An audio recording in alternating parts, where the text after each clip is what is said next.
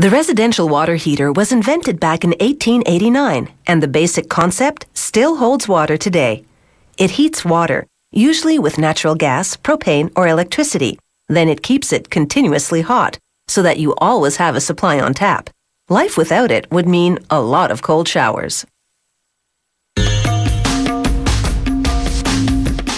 Water heaters may look uninspiring, but inside, they're hot stuff.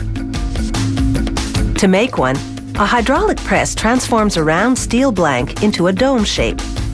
This dome will form the base of a gas-heated tank, and it will hold the burner. Next, rollers behind and above curl a sheet of steel around a cylinder. This forms the inner tank shape. A seam welder device then pinches the two ends of the tank shape together and welds them.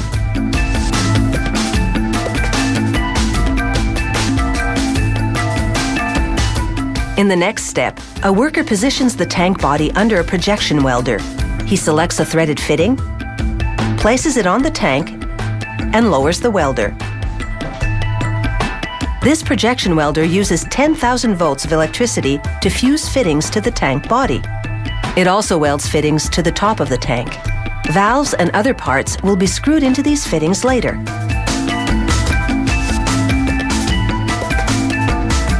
Next, a press applies over 27 tons of force to fit a top onto the tank. Then they spray liquid enamel inside of the spinning tank. It will be baked in at 900 degrees Celsius for 45 minutes to prevent rusting. Now it's back to the bottom of the tank.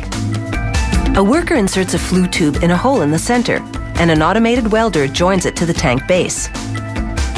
The flue will vent gases from the burner.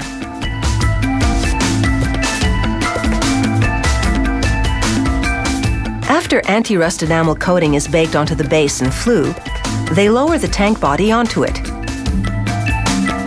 Next, robotic welding arms work both ends of the tank. One welds the base to it, the other bonds the flue to the top. Now, the pressure test. They pump air into the tank and then pour water over the outside.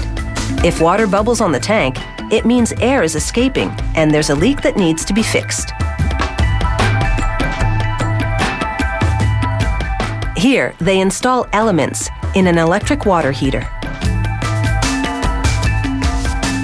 And they hook up a thermostat and the wires that run to it.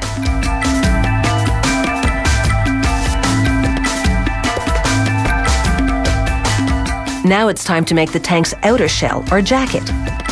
An operator slides a painted steel shape onto a mandrel so that it becomes cylindrical. A lock former then moves along a rail, folding and pressing the seam together.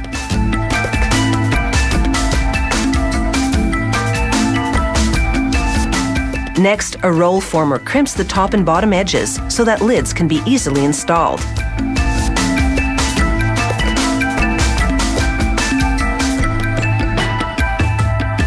Here, they drape a plastic apron over a tank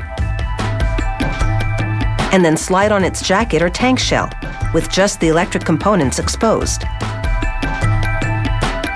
They screw a steel cover over them. Here's a demonstration of what's next.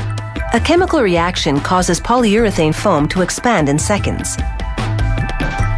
They inject this expanding foam into the plastic apron that's now between the tank and outer shell. The foam will insulate the tank. Now they finish installing the wiring on this electric heater. And then do an inspection. It makes the grade. On gas heaters, they slide a burner into the dome-shaped base and then connect the burner tubes to the gas valve. They attach some wiring that controls the burner ignition and then hook it up to the gas line for a test run. That inner glow is the burner at work.